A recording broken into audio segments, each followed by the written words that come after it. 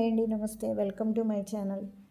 ఈరోజు మన వీడియో వచ్చేసి the best veg fried rice అండి. ఈ వెజ్ ఫ్రైడ్ రైస్ 5 నిమిషాల్లో రెడీ చేసేసుకోవచ్చు. అన్నీ కనుక రెడీగా ఉంటే చాలా క్విక్గా రెడీ చేసేసుకోవచ్చు. ఈ ఫ్రైడ్ రైస్ని లంచ్కైనా డిన్నర్కైనా లేదా పిల్లల లంచ్ బాక్స్కైనా కూడా చాలా బాగుంటుంది.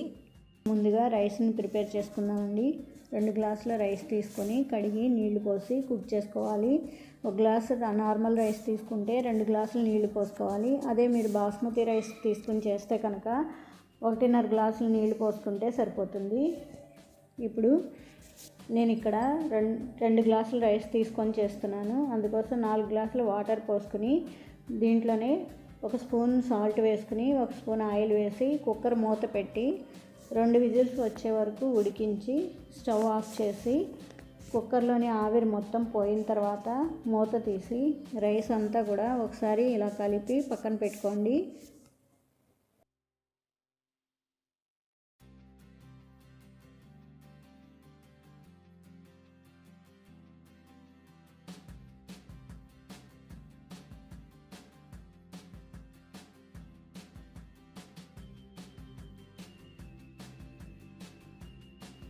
నెక్స్ట్ ఇప్పుడు స్టవ్ పై కడాయి పెట్టుకుని 2 స్పూన్ల ఆయిల్ వేసి 1 స్పూన్ సన్నగా కట్ చేసుకున్న వెల్లుల్లి తరుగు వేసి వేపాలి. వెల్లుల్లి తరుగు కాస్త వేగిన తర్వాత సన్నగా కట్ చేసుకున్న 1/2 కప్పు ఉల్లి తరుగు వేసి వేపుకోవాలి.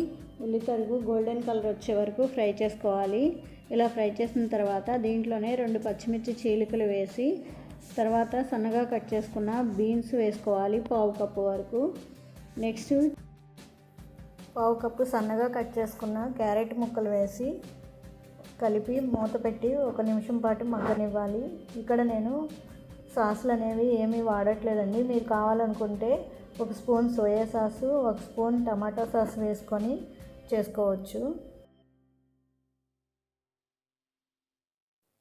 ఇవి కాస్త ఫ్రై అయిన తర్వాత దీంట్లోనే 1 కప్పు క్యాబేజీ తరుగు వేసి నెక్స్ట్ 1/2 కప్పు క్యాప్సికమ్ ముక్కలు వేసి ఒకసారి కలిపి మూత పెట్టి మగ్గనివ్వాలి.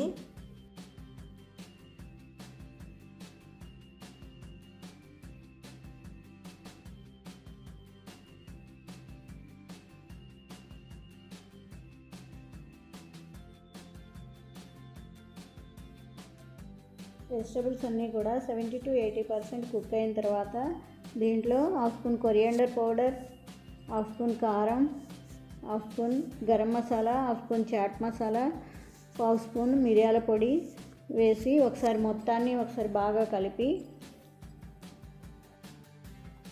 ఆ తర్వాత ముందుగానే ఉడికించి పక్కన పెట్టుకున్న రైస్ని వేసి బాగా టాస్ చేయండి. ఈ మసాలాలు వెజిటబుల్స్ అన్నీ కూడా రైస్కి పట్టేలా టాస్ చేయండి. ఉప్పు రైస్లో వేసాం కాబట్టి చెక్ చేసి అడ్జస్ట్ చేసుకోండి. ఇలా బాగా టాస్ చేసుకున్న తర్వాత స్టవ్ ఆఫ్ చేసి ఫైనల్గా సన్నగా కట్ చేసుకున్న కొత్తిమీర నెక్స్ట్ 1 స్పూన్ నిమ్మరసం వేసి ఒకసారి టాస్ చేసి సర్వ్ చేసుకోవడమేనండి. అంతేనండి, ఎంతో టేస్టీగా ఉండే street style veg fried rice ready అయిపోతుంది. అంతే, ఎంతో ఈజీగా త్వరగా వెజ్ ఫ్రైడ్ రైస్ రెడీ చేసేసుకోవచ్చు. ఇంట్లోనే వెజ్ ఫ్రైడ్ రైస్ని మీరు ఒకసారి తప్పకుండా ట్రై చేయండి, చాలా బాగుంటుంది. ఇలాగే తిన్నా లేదా రైతాతో తిన్నా కూడా చాలా బాగుంటుంది. పిల్లలు కూడా చాలా బాగా ఇష్టపడతారు. స్కూల్కి లంచ్ బాక్స్లో పెడితే బాక్స్ మొత్తం ఖాళీ చేసేస్తారంటే నమ్మండి, అంత టేస్టీగా చాలా బాగుంటుంది.